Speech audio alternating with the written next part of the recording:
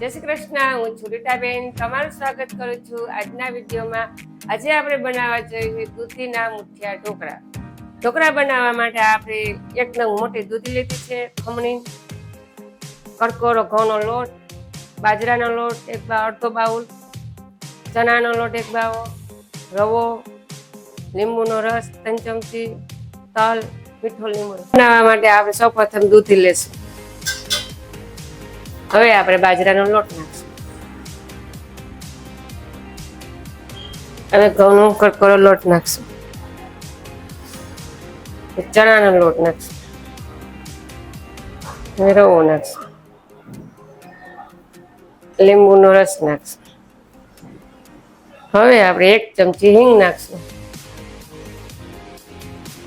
2 ચમચી હળદર પાવડર,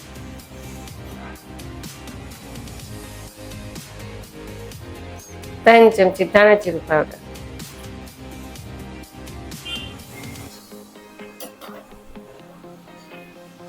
હવે આપણે 2 ચમચી લસણ વાળી ચટણી નાખશું.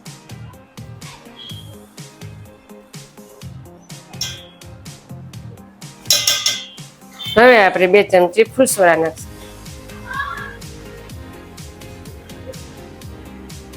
સ્વાદ પ્રમાણે મીઠું.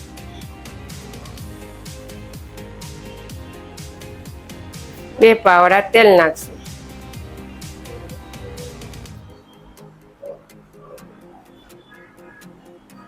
લોટ બાંધી લેશું.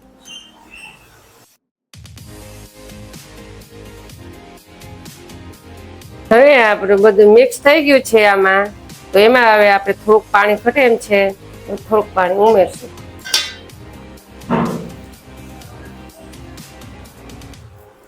એક કપ જેટલું પાણી ઘટ્યું.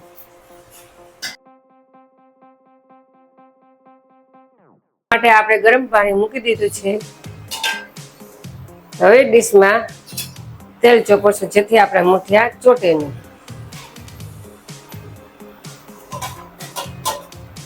હવે હાથમાં તેલ લગાવીને આપણે ઢોકળા બનાવશું.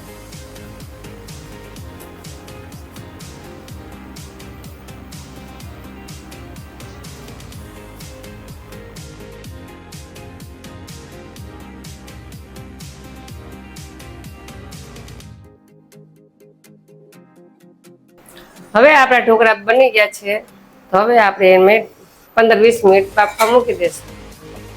20 મિનિટ થઈ ગઈ છે તો આપણે જોઈ લઈએ કે ઢોકળા આપણા ચડી ગયા કે નહીં.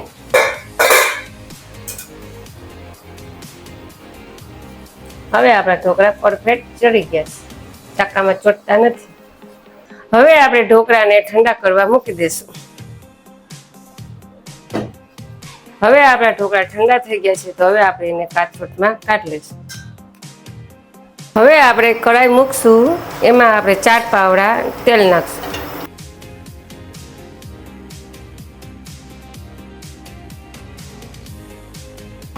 હવે આપણું તેલ આવી ગયું છે, 2 ચમચી આપણે રાઈ જીરું નાખશું. મીઠા લીમડાના પાન નાખશું. હવે આપણે વઘારશું.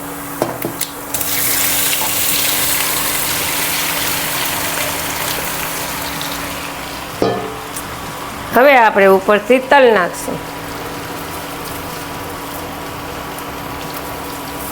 હવે આપણે ઢોકળાને હલાવશું.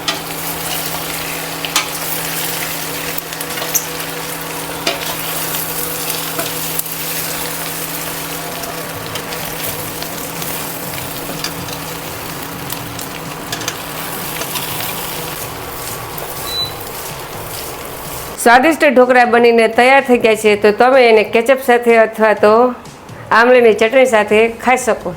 જો આજનો વિડીયો ગમ્યો હોય તો મારી ચેનલને લાઈક કરો, શેર કરો અને મારી ચેનલને સબસ્ક્રાઈબ કરો.